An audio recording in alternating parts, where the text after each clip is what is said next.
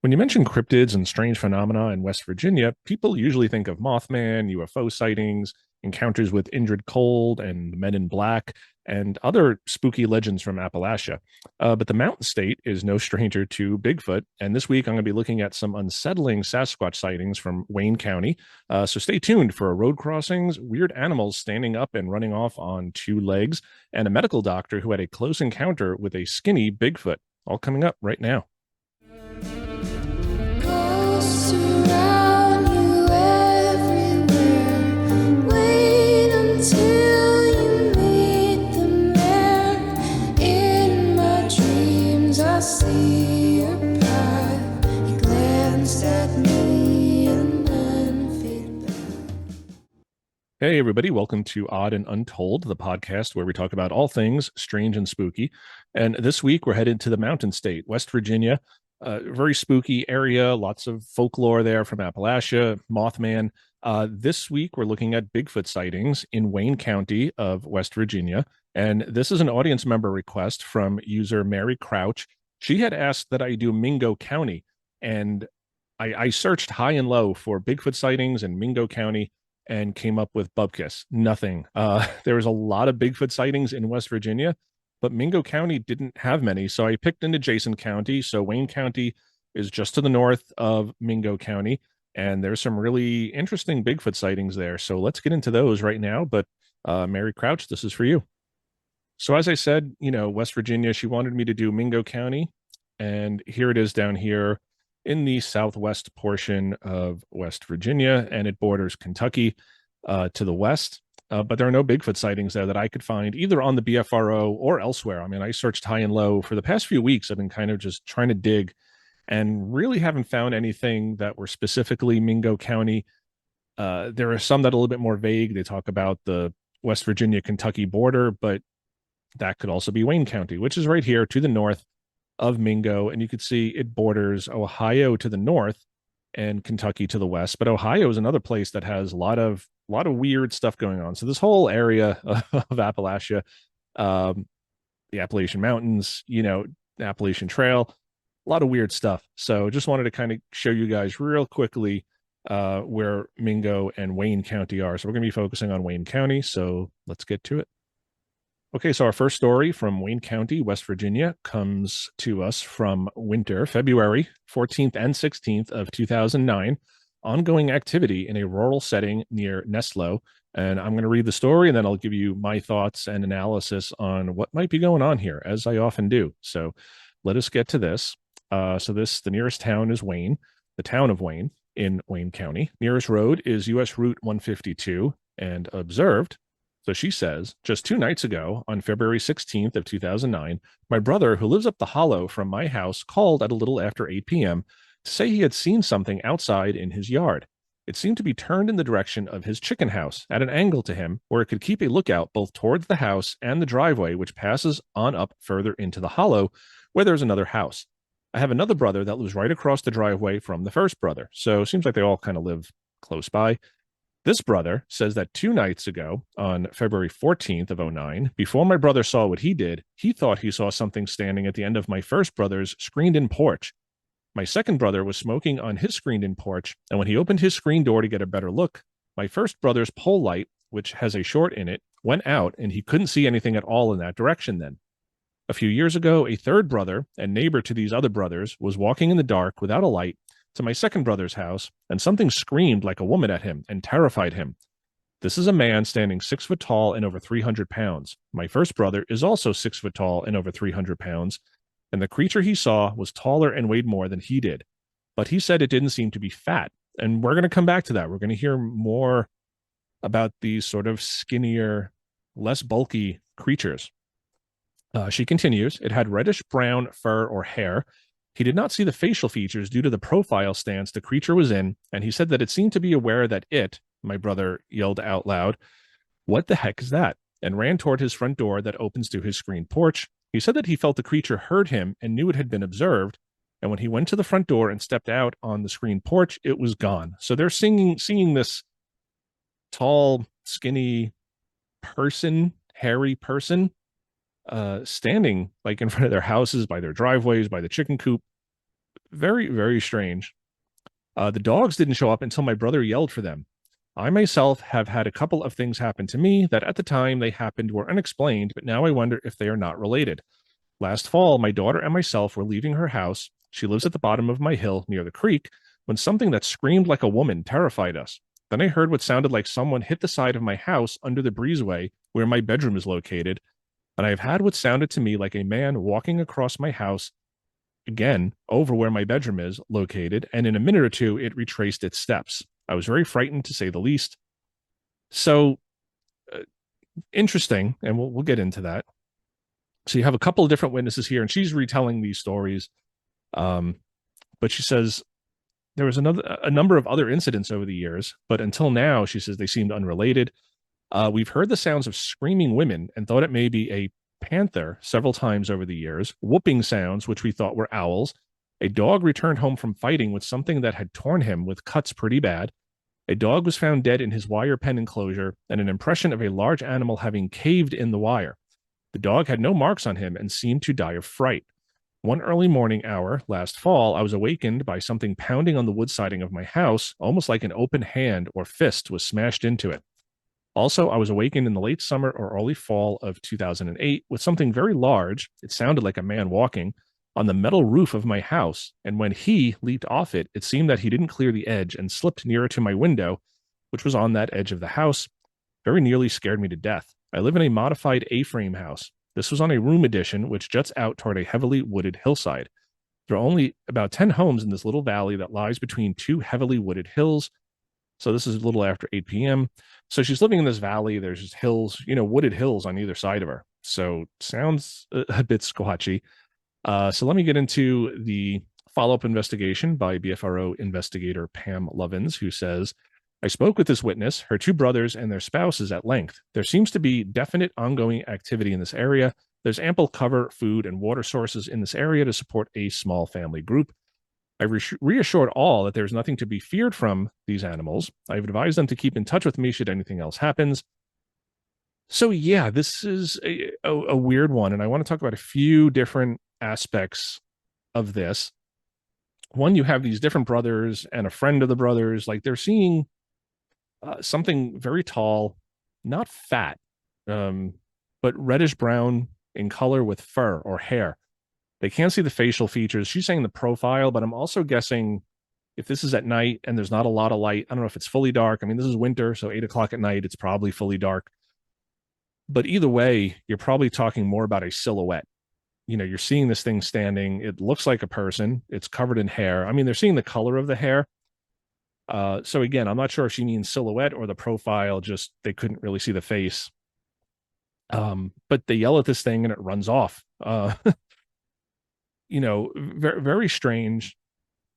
The other thing, a lot of the other stuff she mentions, the screams, the howls, I don't know if that's related. And again, if you've watched my channel before, I don't really like the howls and that type of stuff unless there's corroborating evidence. And there kind of is here. They're seeing this creature, but they're not seeing the creature do the howls. And that's, it could be an owl, it could be a mountain lion, panther, like she said.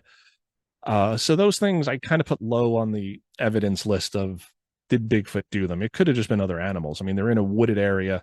There's probably weird animal, not weird, but animals making weird sounds.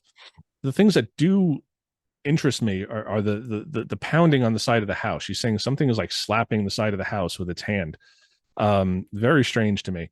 And we hear this a lot. It does tend to happen like with families or when there's women around.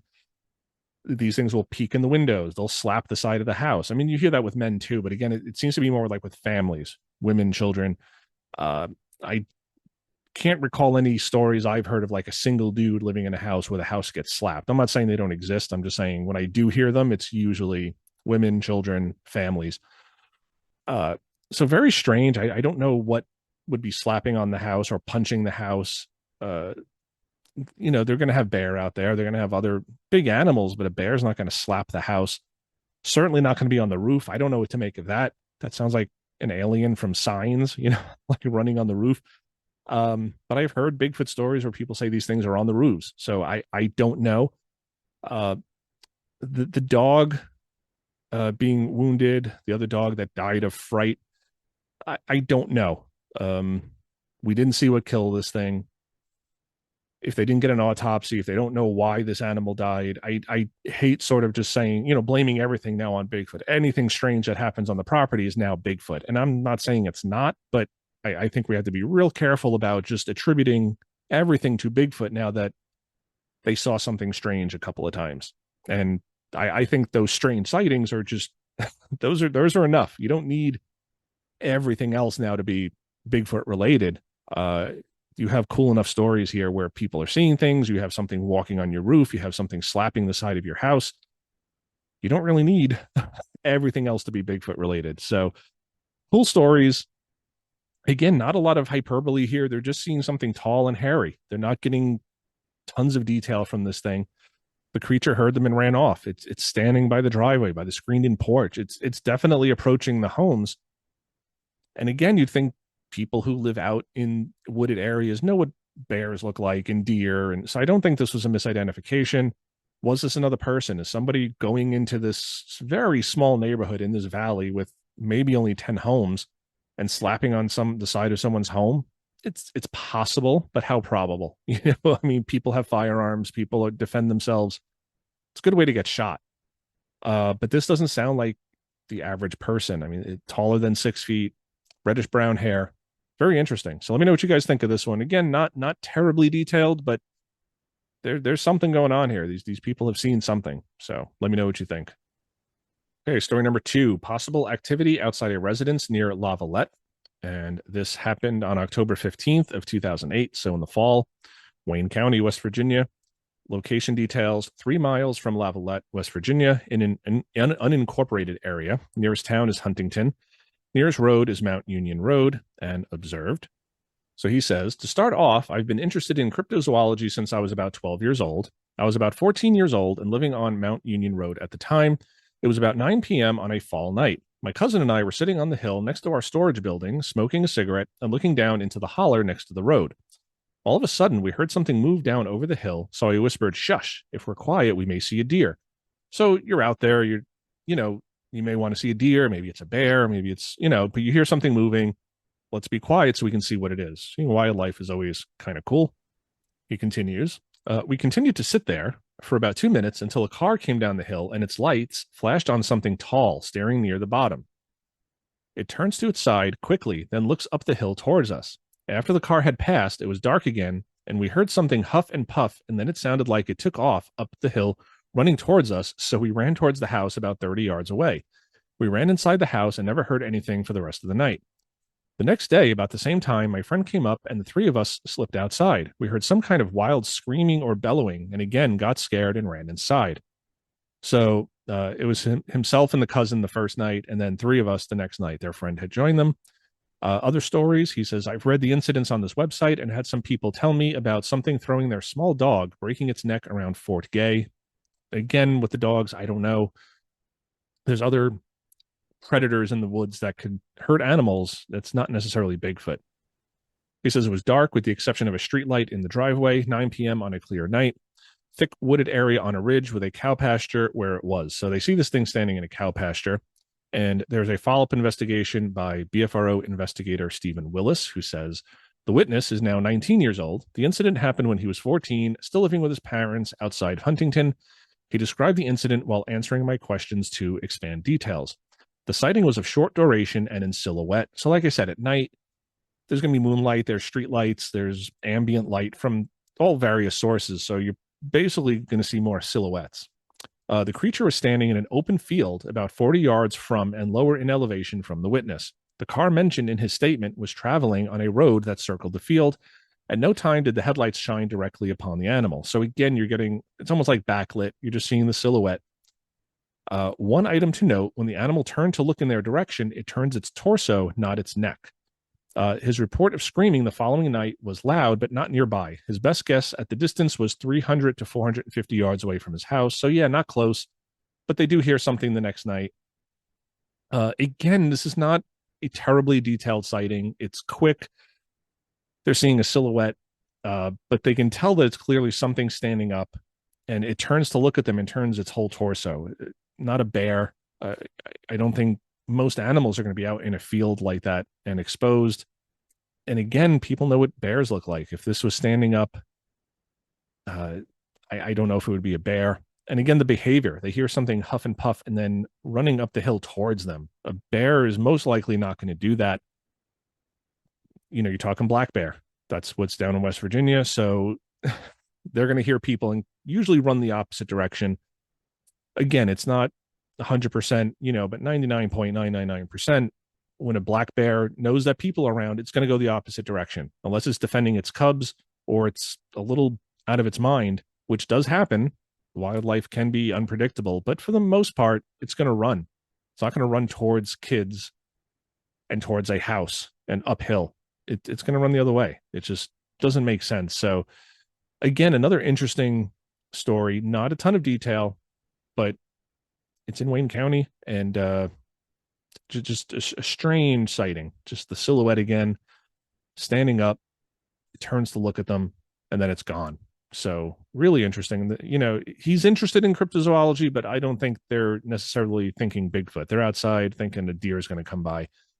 And being interested in something doesn't mean that if you do experience it, it has to be thrown out. I mean, I talk about Bigfoot on the brain a lot, and that's different than just having an interest. If they were out Bigfoot hunting and they saw this, I might be a little bit more on the fence and leaning more towards the skepticism and saying, well, they were looking for Bigfoot. They see something that's very vague and they're just saying, yeah, we saw Bigfoot. But it doesn't seem like it was on the brain while they were out there. So let me know what you guys think of this one. Okay, next story. Early morning sighting by motorists on Tolsia Highway outside Kenova. And this is August 10th of 2006. So it's in the summer. Wayne County. Location details: on 52 on Tolsia Highway. It came across the road there and went towards the plant. Nearest town is Kenova. Nearest road is Interstate 64. And observed, she says, my son and I were on our way to work Thursday, August 10th, 2006. We were about 2 miles from our home in Kenova, West Virginia. I told him to slow down. There's a man crossing the road ahead. When we got closer to it, I said, what is that? He was very frightened and said it was Bigfoot. We were very surprised, in shock, and very scared. We left the area and went on to work. I called my husband and told him immediately what we had seen. So it was just the two of them. They're going to work at 4:30 in the morning, so very early. It had rained that night and was muggy and foggy. And there was only some lights from an oil plant next to the road. So she says the environment is a main highway. There's train tracks besides the road, and there's a large gas plant, some houses, a church, a big sandy river just across the tracks. And we hear this a lot with Bigfoot sightings: train tracks, electrical lines, and bodies of water, creeks, rivers, streams, lakes, ponds, whatever. So there is a follow-up investigation here by BFRO investigator Pam Lovins, who says, I met with this witness this evening, along with her husband, at the sighting location. The Bigfoot was crossing the road ahead of them from east to west toward the railroad tracks. So again, interesting. Heavy brush, thicket, and thistles between the road and the tracks. Clear evidence of several trails through the brush. No vertical obstructions. Witness reports animal appeared black in the early morning hours, walked slumped over and with what appeared to be a limp. So this is interesting. They're not getting a great look at it. Again, it's dark. It's 4:30 in the morning. It's crossing the highway. They think it's a man. At first, they're saying that's a man. And then as they get closer, they're like, that's Bigfoot. It's walking slumped over, not on all fours. It's just walking with a slump. And it has what appears to be a limp, which is an interesting detail. And we hear this often, not all the time, but we do hear stories of these creatures dragging a leg or walking funny or having a weird gait as if they are injured or maybe have a birth defect. So really interesting detail when there's not a lot of other detail. There's not tons of detail here. They're seeing what they think is a man crossing the road. It's black, but that might just be due to the hour of the day. At night, anything that's dark is going to appear black. So really interesting. Again, no hyperbole here. They're just driving and they see this thing crossing the road. They think it's a man. And as they get closer, they realize it's not. And we just hear this time and time again of people seeing these things and thinking at first it's a man, it's a bear, it's a rock, and then it walks on two legs and it's hairy and it's clearly not a man or a bear or a rock. So very cool. I don't think this is a person in a suit. And I say that because it's 4:30 in the morning. And I think if you're going to hoax something, you're probably going to do it later at night when people are coming home from the bar, from the movies, from work. 4:30 in the morning is, I mean, that's dedication. If this is a guy in a Bigfoot costume, that's dedication, trying to hoax people.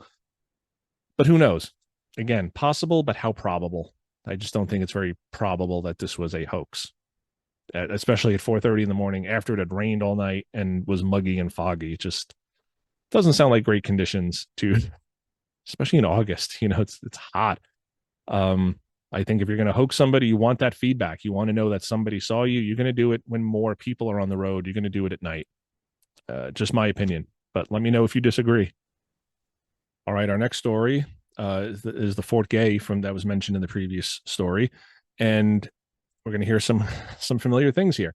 So this one is one of several sighting and vocalization reports. When witness called out, it stood up at the edge of the hill and huffed and puffed. So we've heard that before. And this is from 79 to 84, mostly during the fall.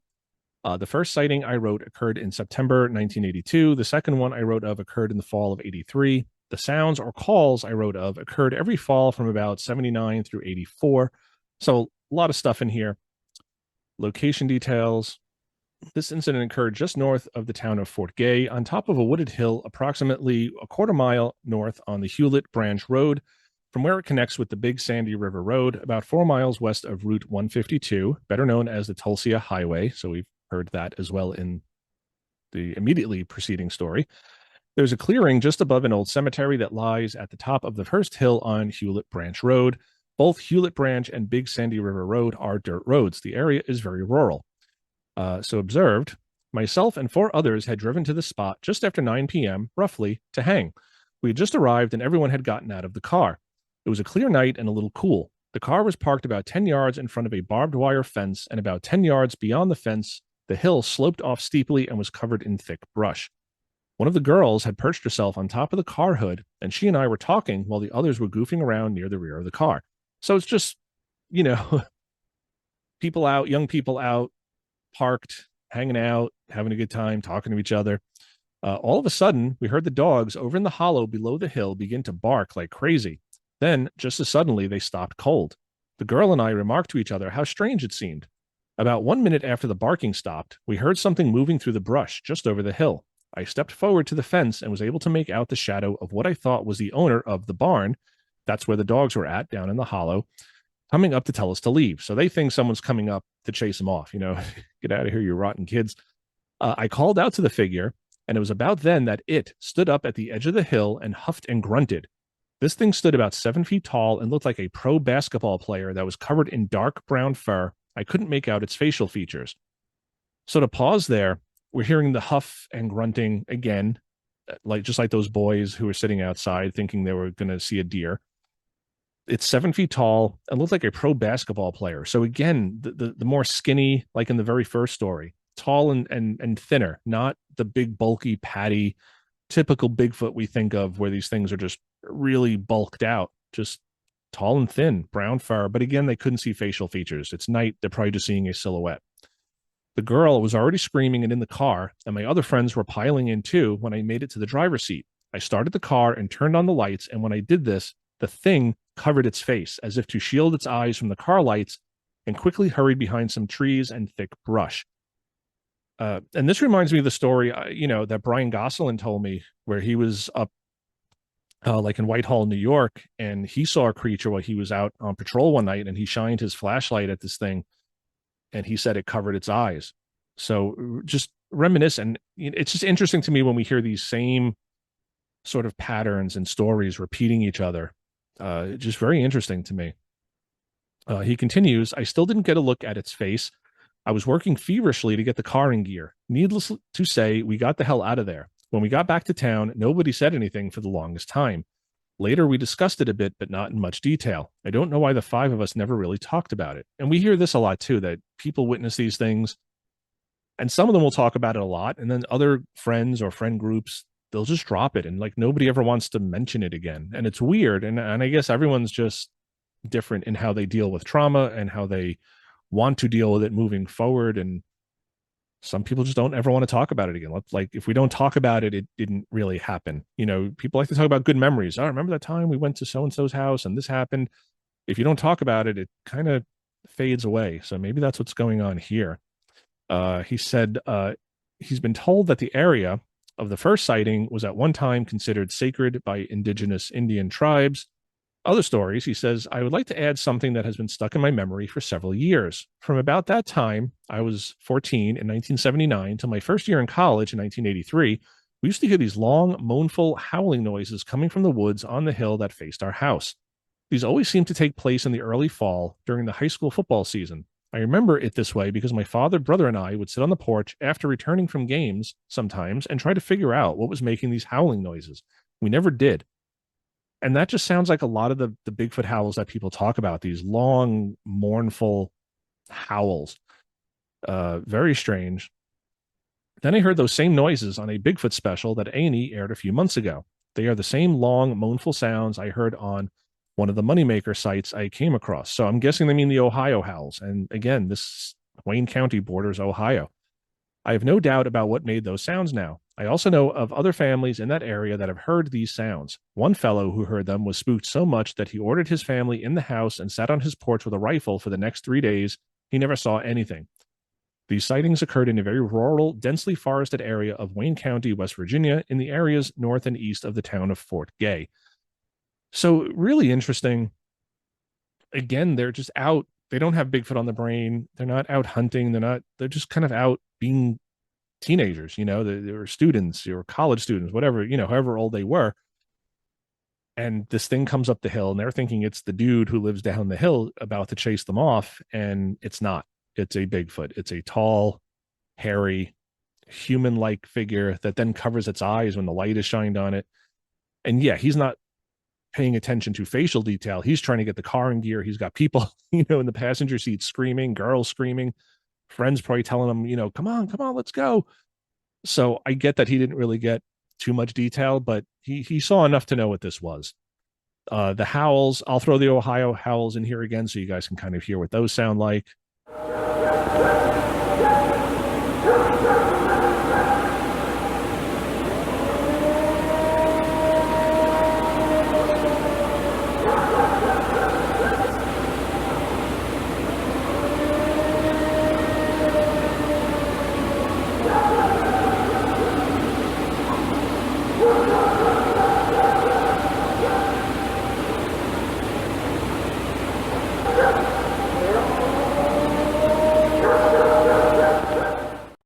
So yeah, a long, mournful, howl. It almost sounds like a siren or something. But those are the Ohio howls, and Ohio, like I said, is very close to this. So once again, not a terribly detailed sighting, but that's okay with me. Like I think when there's too much detail, it sort of takes away from the legitimacy. If you're telling me you could see the eye color and the teeth were dirty and it had canines and 2 rows of teeth, like whatever it is, like if you're getting that much detail and you're seeing this thing from 20, 30 feet, I tend to not believe you. I think there's certain details that we can make out from that distance, and there's some that we can't. And all of these so far tonight, it's just, yeah, I saw something that shouldn't be there. It wasn't a bear. It wasn't a man. I don't have a ton of detail, but it was tall. It was hairy, reddish brown, blackish brown, black. I mean, they're all kind of the same color. They're hairy, but we're also hearing the kind of skinnier creatures, not these big bulky ones, which is interesting for the East Coast, and as you get further south, these things tend to get skinnier and shorter. On the West Coast, Pacific Northwest, they're bigger and bulkier. Alaska, same thing. So really interesting. It just kind of fits with what else has been seen and reported in the East Coast and more southerly states. All right, and one more Bigfoot sighting from West Virginia. Medical doctor recalls his daylight sighting as a teenager near Huntington. This happened in June of 1961. He doesn't remember the exact date, so it's summer. Wayne County, West Virginia, top of a hill in a clearing at the base of a pine thicket, and this is in Huntington, West Virginia. Nearest road is 8th Street Road, and he says, I am a 65-year-old physician living in Ocala, Florida. I grew up in Huntington, West Virginia. When I was 14 years old, I was with my best friend, Bill Roberts, also 14 years old, and we were walking in the woods behind my grandparents' dairy farm. We had a 22 gauge rifle with us, and we had been roaming around for about an hour when we came to a clearing at the top of a hill. We suddenly saw an animal neither of us recognized. When we first saw it, it was bent over doing something with its upper extremities. We were mesmerized for several minutes and did not move. It then seemed to become aware of us. What happened next really freaked us out. It stood up on back legs and looked right at us. We were terrified. It was very tall, blackish colored hair, also was skinny in appearance with a tapered face. It was standing at the edge of a pine thicket. It turned away from us and jumped over a barbed wire fence. Even though we had a gun, we ran as fast as we could back from the farmhouse to relate the story to my grandfather. I know this description is somewhat different from what you've probably heard, but we saw an animal I've never seen before. And there's a redacted name here. The initials are SP, and he's a medical doctor, MD, who saw a tall, skinny animal on 2 feet in a pine forest. And there's a follow-up investigation report here by BFRO investigator Russ Jones, who says, I've communicated with this physician living in Florida a number of times. Although the report is older, it is still important in terms of historical perspective. And I've had some comments on my channel, like people will sometimes get mad that I cover older stories, and they're like, that's old news, that's ancient history. Like, why are you talking about these stories? Because they show a pattern. They show that even sort of before the Bigfoot phenomena became big, the Patterson-Gimlin film and then the internet. And, I was just telling my son the other day, like when I was a kid, being into the paranormal and Bigfoot, it would get me beat up. Like I was the nerd. I was the outcast. I was not cool for being into this stuff. And nowadays, just like everyone's like, ooh, I love Halloween and I'm really into the paranormal. Everybody's into it now. It's like, where were you when I was 12? Making fun of me is where they were. So I love doing these older stories because I think it really shows that there is a pattern to this. Skeptics are going to say, oh, there was no Bigfoot before the Patterson-Gimlin footage or, the Bigfoot footprints that were found.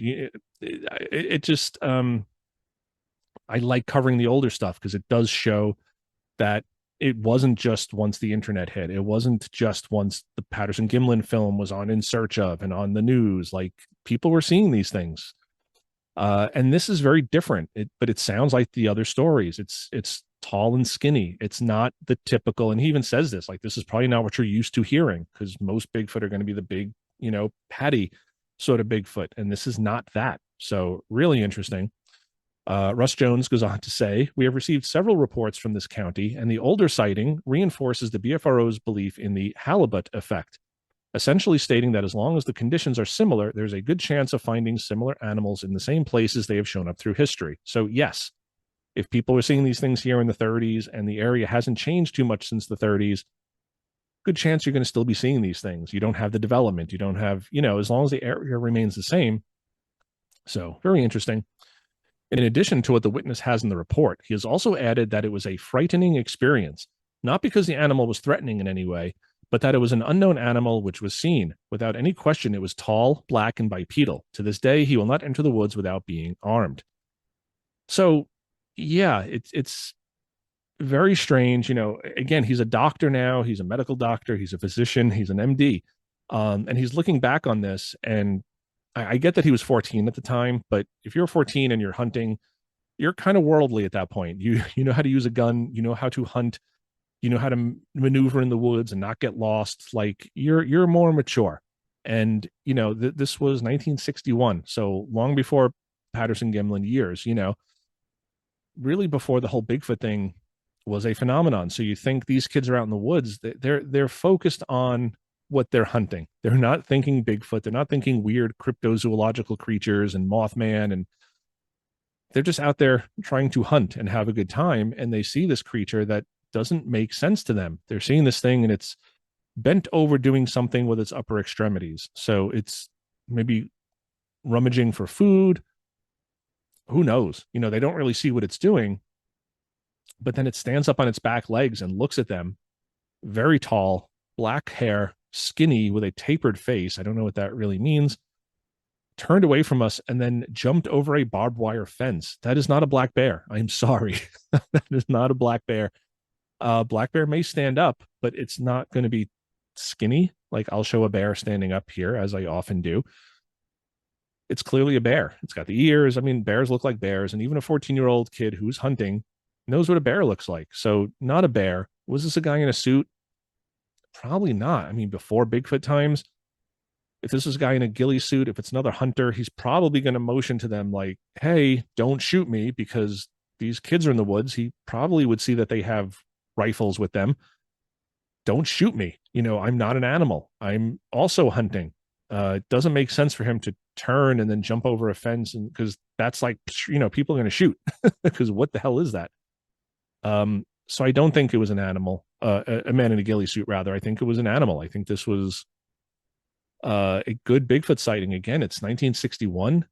It's before Bigfoot was on anyone's mind, really. I mean, there are stories out there, but it's not what it is today, where like you drive through New York City, you see people with Bigfoot bumper stickers on their cars, not just me in New York City.